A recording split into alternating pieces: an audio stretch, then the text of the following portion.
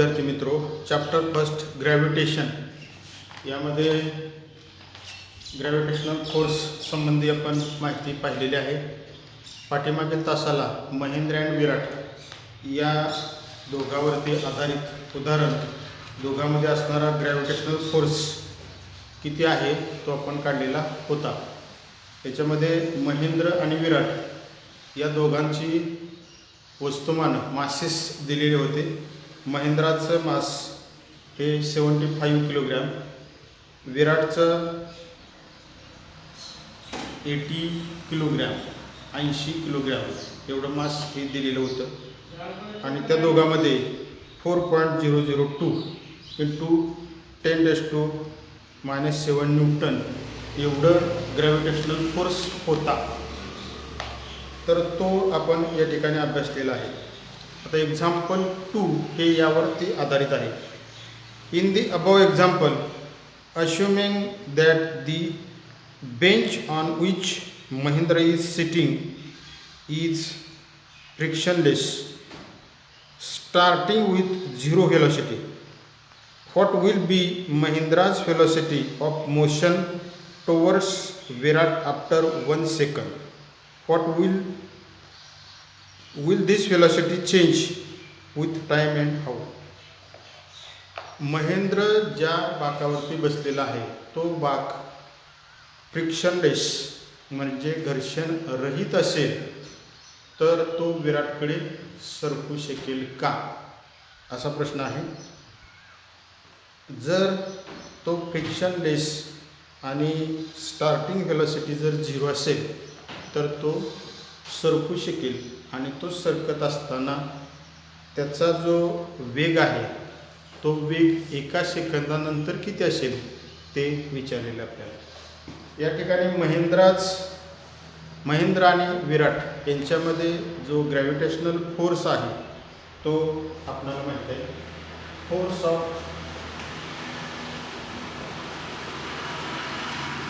On Mahendra, force on Mahendra F is equal to 4.002 into 10⁻⁹ Newton. Mahendra's mass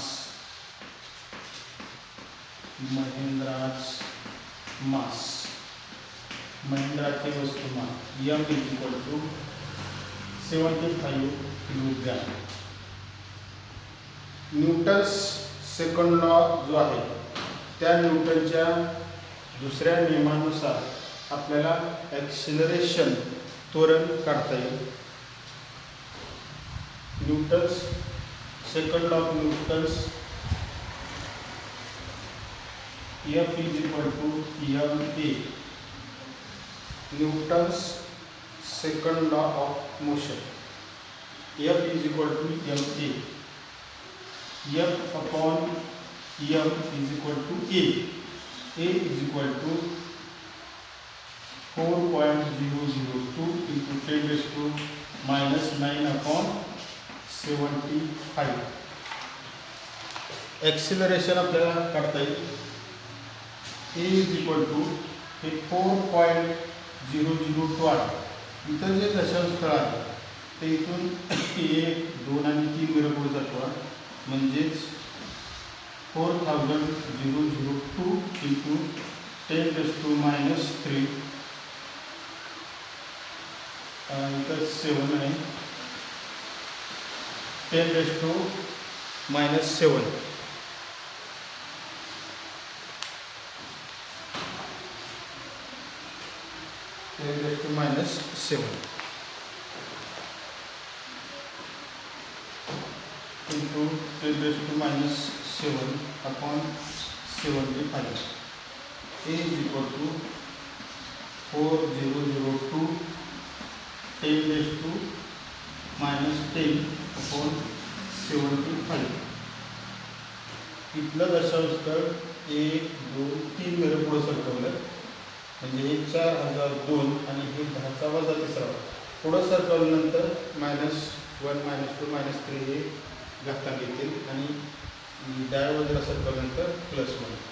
हे पायासमान गुणिले चिन्ह घातांची बेरीज करायची. -3 -7 -10. तर इथं प्रत्यक्ष भागाकार करू.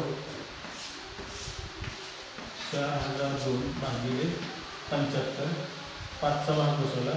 5 × 25. 5 2. 5 × 35 37. 5 2 0.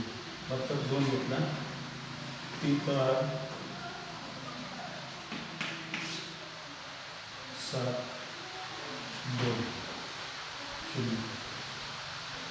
पुन्हा 3चा भाग बसेल. 5 4 0. 6चा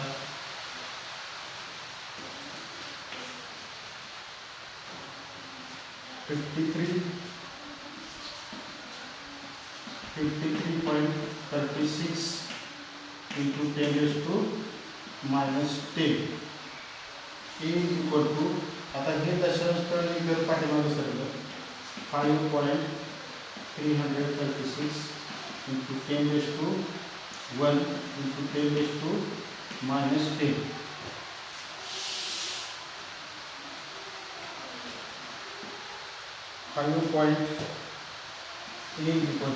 5.34 into 10⁻9 metre per second square.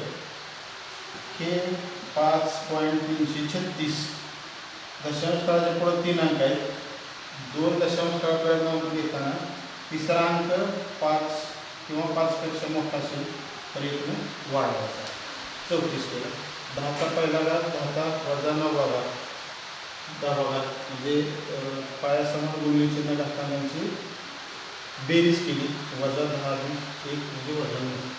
हे न्यूटनच्या दुसऱ्या नियमानुसार आपण ॲक्सिलरेशन काढले. आपल्याला 1 सेकंदानंतर महेंद्र हा विराटकडे सरकण्यासाठी त्याचा वेग किती असेल ते आपल्याला विचारलेलं आहे.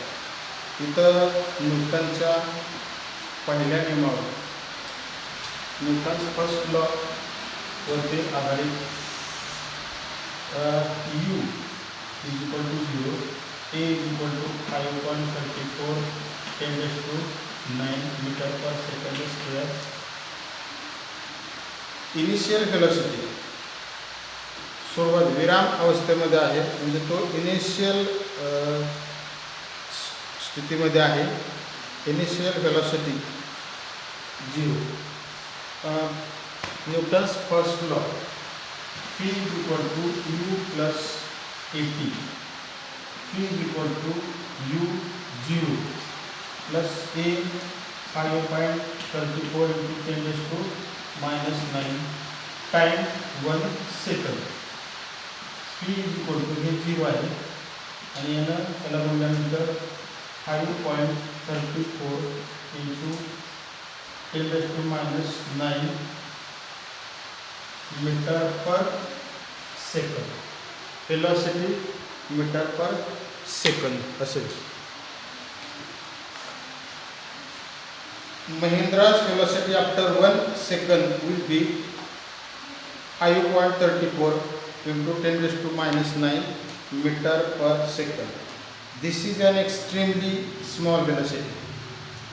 ही जी velocity आहे, हा जो वेग आहे तो अतिशय कमी आहे. The velocity will increase with time because of acceleration.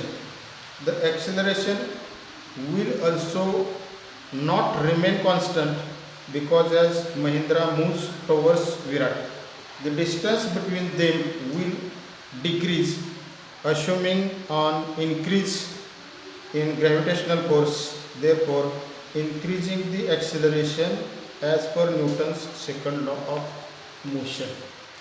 उदाहरण समजून घ्या, वहीमध्ये लिहून काढा आणि व्हॉट्सअप ग्रुपला पाठवा.